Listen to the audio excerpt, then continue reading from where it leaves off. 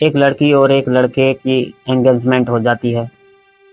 सब कुछ ठीक चल रहा था, जिंदगी सही से बिता रहे थे और 3 साल बाद उनकी शादी भी होनी थी।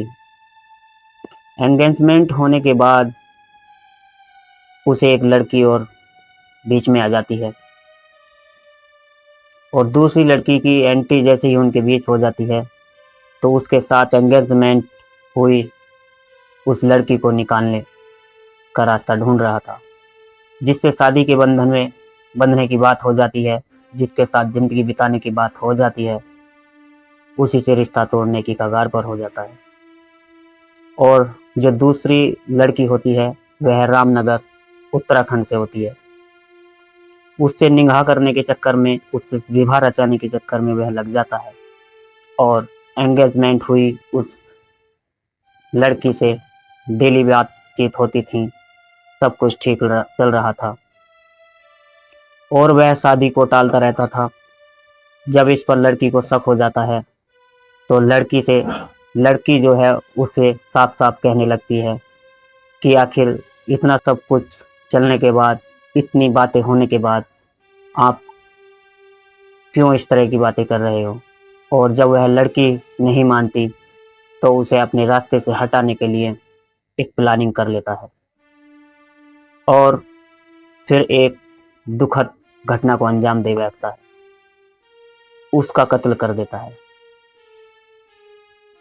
आखिर इस घटना में क्या हुआ क्या नहीं, चलिए इस कहानी के माध्यम से जानने की कोशिश करते हैं। नमस्कार, आदाब, सत श्री अकाल, मैं सुरेंद्र कुमार। आज की जो सच्ची घटना सुनाने जा रहा हूँ, ये जो सच्ची घटना होती है, दोस्तों कहानी सुनने से पहले आप सभी दोस्तों से एक रिक्वेस्ट है कि हमारे YouTube चैनल को सब्सक्राइब करें, लाइक करें, दोस्तों को शेयर करें, क्योंकि हम हर एक छोटी बड़ी न्यूज़ को कहानी के माध्यम से बताने की कोशिश करते हैं। और बेल आइकन को प्रेस कर लें ताकि हर एक वीडियो आने वाली आप तक पहुंच सके, आपको मैसेज प्राप्त हो जाए। चलिए जो सच्ची घटना शुरू करते हैं। यह सच्ची घटना जो होती है उत्तर प्रदेश रामपुर से है। घटना की बात करें तो यह वारदात का जो समय होता है 1 नवंबर 2018 की घटना की बात कर रहे हैं। 13 नवंबर 2018 को नगर कोतवाली में पायल नाम की एक लड़की थी और उसके भाई ने एक हत्या की FIR दर्ज कराई थी। लड़की का जो मंगेतर होता है, जिससे एंगेजमेंट हुई थी, उसका नाम जहांगीर होता है और राहिल गंज कोतवाली क्षेत्र में रहता था। वह राहिल कंस्ट्रक्शन का काम करता था और उसका जो बड़ा भाई है वो मुंबई के होटल में रिसेप्शन पर नौकरी करता है। उसकी बहन पायल 12वीं पास थी। पिता मेंथल फैक्ट्री में नौकरी करते हैं, वो अब रिटायर होने के बाद घर पर ही है। माँ गजाला, जिनकी उम्र 50 वर्ष है, वह हाउस वाइफ है। राहिल ने बताया कि मेरी बहन पायल की एंगेजमेंट जो हुई है वो थाना कुंडा मोहल्ले में रहने वाले जहांगीर से जो होती है 6 मार्च 2014 को हुई थी।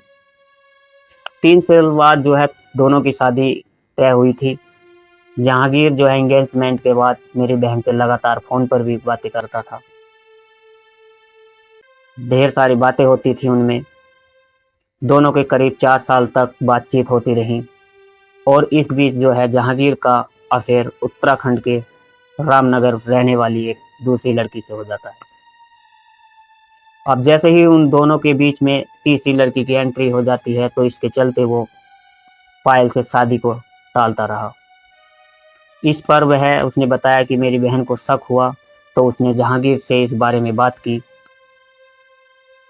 साथ ही वह विरोध करने लगी कि इसी के दौरान जहांगीर जो है उत्तराखंड की लड़की की निगाह करने का प्लानिंग बना चुका था। पायल जब अपनी जिद पर अड़ी रहती है और वह नहीं मानती तो उसे रास्ते से हटाने का प्लान बना लेता है। राहिल ने बताया कि जहांगीर की शादी करने की प्लानिंग जब पायल को पता लगा तो उसने विरोध किया, लेकिन जहांगीर नहीं माना। जब वह बहन शादी की जिद पर अड़ गई, शादी करने लगी, तो जहांगीर ने उसे रास्ते से हटाने का प्लान बनाया। उसने पिता को, जो पिता होते हैं ताहिर खां, साथ ही इमरोज, नौकर निसार, प्रभजीत उर्फ सागर और रिश्तेदार दानिश को भी प्लान के बारे में वह बताया था। जहांगीर ने जो है 1 नवंबर 2018 को मेरी बहन को मिलने के लिए सिविल लाइंस स्थित टैक्सी स्टैंड पर बुला लिया। वहां पर जहांगीर और इमरोज स्कूटी लेकर पहले से ही खड़े हुए थे, क्योंकि उनका प्लान कुछ और था। दोनों पायल को जो है बहाने से स्कूटी पर बैठाकर कोसी नदी के पार ले जाते हैं, जहां पर उनका फार्म हाउस है। फार्म हाउस ले जाकर इसके बाद सभी ने मिलकर कुल्हाड़ी से मारकर पायल की जो है हत्या कर देते हैं। फिर इसके बाद सबको बराबर 3 टुकड़ों में कर दिया जाता है। पुलिस से बचने के लिए सभी ने जो है मिलकर फार्म हाउस में ही एक 4 फीट गड्ढा खोदा और उसमें सबके टुकड़ों को जो है दफन कर दिया। आगे बात आती है 1 नवंबर को, जब बहन पायल के घर नहीं लौटने पर राहिल ने जो है थाने गंज में गुमशुदगी दर्ज करा दी। पुलिस ने जांच के बाद 13 नवंबर को केस दर्ज कर लिया। इसी दौरान जहांगीर को गिरफ्तार कर लिया जाता है और फिर 26 नवंबर को उसकी निशानदेही पर सब बरामद कर लिया जाता है और सबको जो है पोस्टमार्टम के लिए भेज दिया जाता है। जहांगीर से पूछताछ के बाद बाकी आरोपियों पर भी जो है पुलिस ने केस दर्ज कर लिया। केस दर्ज करने के बाद जहांगीर का जो पिता होता है ताहिर, वह फरार हो जाता है। घर पर कोई नहीं रहता और जब वो फरार हो जाता है तो पुलिस ने जो है कुर्की का आदेश नोटिस जारी कर दिया। तो 1 हफ्ते के अंदर ताहिर ने जो है पुलिस को सरेंडर कर दिया। पुलिस ने मामले की गंभीरता से देखते हुए और तेजी से जांच की और 40 दिन के भीतर कोर्ट में चार्जशीट दाखिल कर दी। इसके बाद ट्रायल शुरू हुआ। इस दौरान 13 गवाह और अन्य सबूत कोर्ट में पेश किए गए।